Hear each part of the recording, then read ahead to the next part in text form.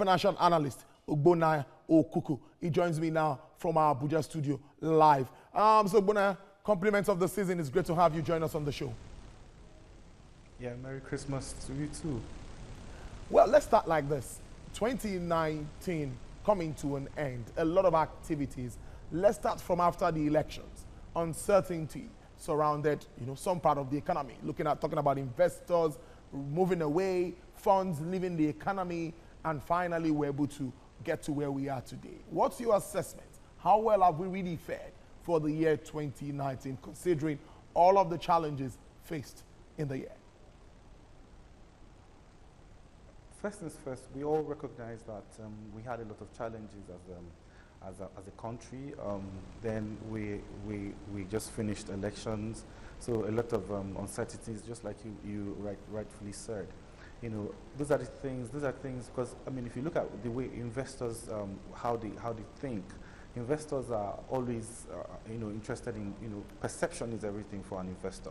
They look at the vibes coming out of the nation, whether negative or positive. I know how electionary processes in Nigeria and other developing countries are. Everybody, they say a lot will be said, things that need to be said because some of these things are not controlled. So when you give those kind of negative vibes and then the uncertainties, those things actually deter a lot of investors. A lot of people will leave the economy, and then again, after the elections are over. Now we have ministers in place. Some of the government policies have started rolling out and all of that. So most of the investors are now beginning to, take, their decisions to return back to those things that interest them. So, but as we go further in the conversation, maybe we'll look at some of those things that used to influence them before they can come into any economy. Okay, now we're going to take a break. When we return, we'll continue this discussion. Stay with us.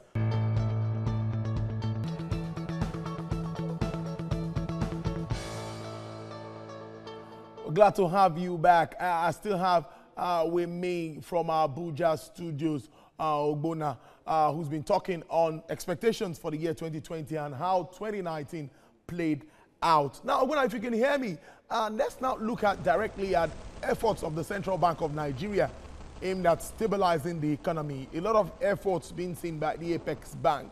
How well would you say this has been? How well would you say, to your assessment, has this really played out for the Nigerian economy?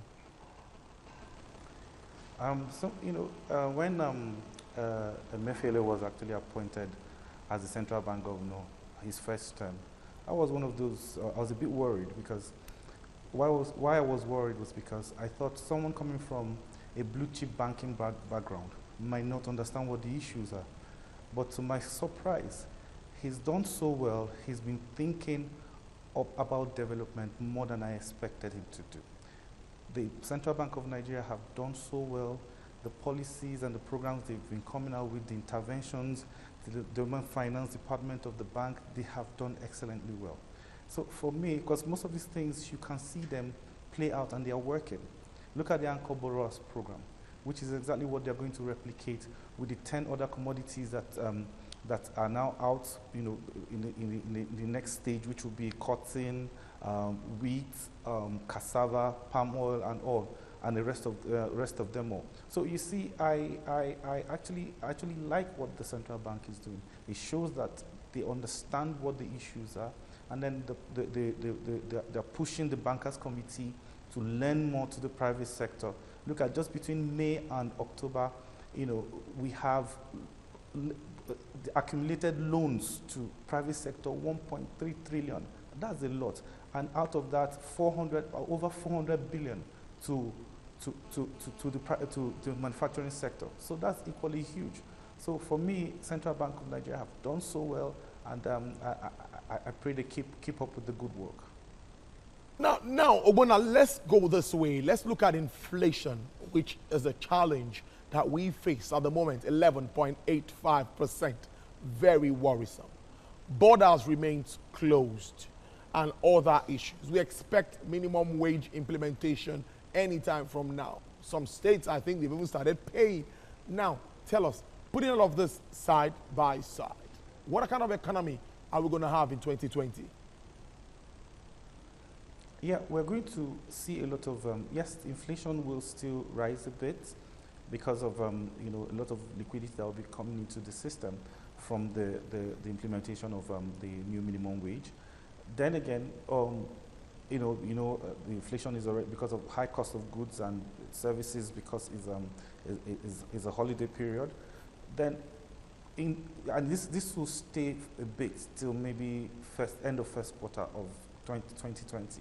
But after that, a lot of things will play out because I mean there's going to be a lot of input as far as agriculture is concerned, new plans, new investment by companies. So you see a lot of those investments will help mop up some of this liquidity that will be excess liquidity that will be in the system. So because we are now driving towards a manufacturing economy, a productive economy. So you see a lot of investment a lot of investment will be focused on the manufacturing sector, in the agri sector, and those things that will help grow the economy. Speaking to another analyst on this topic, he talked about policies that the fiscal side has a big role to play in all of this, as the monetary side have tried to, do what they can do. That's talking about what the central bank has done, which you've also acknowledged. Now, what more do we expect from the fiscal side in terms of policies to actually help cement all of this process and we can achieve inclusive growth? One thing remains paramount. Nigerians want food on the table. They want to be able to take care of their families and do what is right. So what do you think should be done on the policy side of this, which remains very important?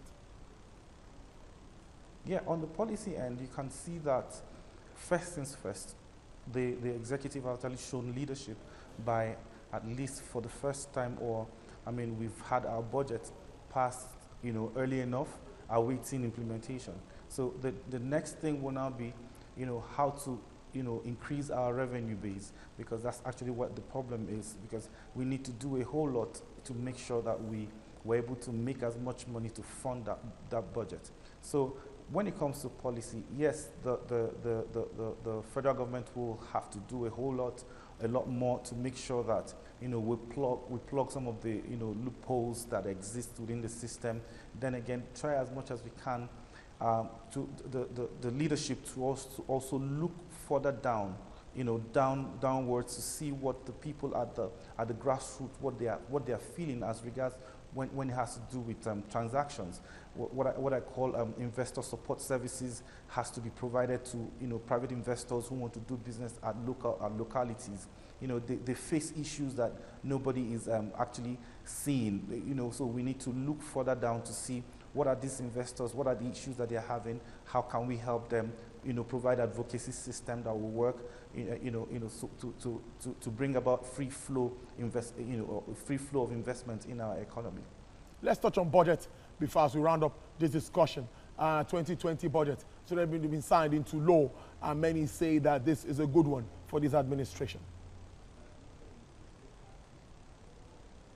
Yeah, it's a wonderful thing. Like I said earlier, now the private sector can actually plan, because whatever direction the federal government is going actually affects what the private sector will do, because that's when they know the direction of government, where they should spend, the kind of services that the government will require or will be needing from the private participators in the system. So you see, this budget will actually help the private sector, plan better, and then when you plan, that's when you actually see results.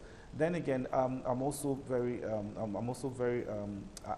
happy with the budget as regards the kind of funding that is going into our space management, which is actually the digital age that we're in. So the attention of the government have been drawn towards making sure that the younger generation also feels are carried along when it comes to our budgeting system. And then again, at a holistic view of the budget, you see, if you want to industrialize, If we are planning to diversify, which is exactly what I have seen the direction that this government is going, first things first, you must have your trained workforce, which is the monies that you're putting into your education. You must have a sector-specific technology transfer methodology, which is the monies that you're going to spend in education too, and then in science and technology and in communication. Then you have to also have a raw material supply strategy, which has to do with, for you to move goods from one point to another, there has to be good roads. That's why our infrastructure is very key. Their transport system is very key. That's why we're going to be spending money in that area. The next thing is financial engineering and your business development models. Now, financial engineering, you see exactly what the central bank has been doing, bringing out a lot of support for funding to support, to support the industrial base of our country. And then finally is the market. Now, for you to reach your market, you must have good roads, like I said. So we have to work on our infrastructure, invest more on those basic things that will help. And lacing all of this is good health, good environment. So that means water resources will be funded. Your Ministry of Environment will be funded, and then your health sector, and then again security. Okay. So you see, all of these things will work together to make sure that you have a sound economy. All right there, Ogbonna Ukuku, financial analyst. Thank you very much sharing your thoughts with us on Business Nigeria this afternoon. Compliments of the season again to you.